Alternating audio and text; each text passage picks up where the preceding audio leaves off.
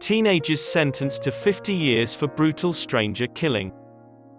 Trio of youths sentenced to nearly 50 years in prison for killing a stranger by forcing him into a canal.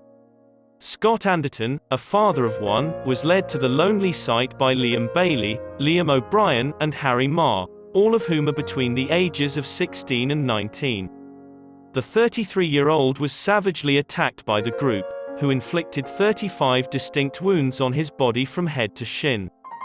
Post-mortem evidence suggests that his assailants would have continued to strike him even as he tried to flee the scene, despite the fact that he had been pushed into the canal. A 19-year-old man pled guilty to murder while a 16-year-old boy was found guilty. He was convicted of manslaughter at the age of 17 by a jury.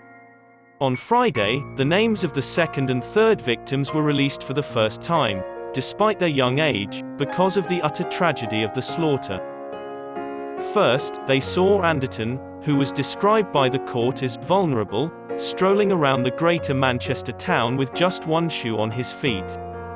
They enticed him to the canal, and then executed him with such savagery that he would die. The four were captured on camera by police in Greater Manchester. Weapons may be observed in the possession of one of the youngsters.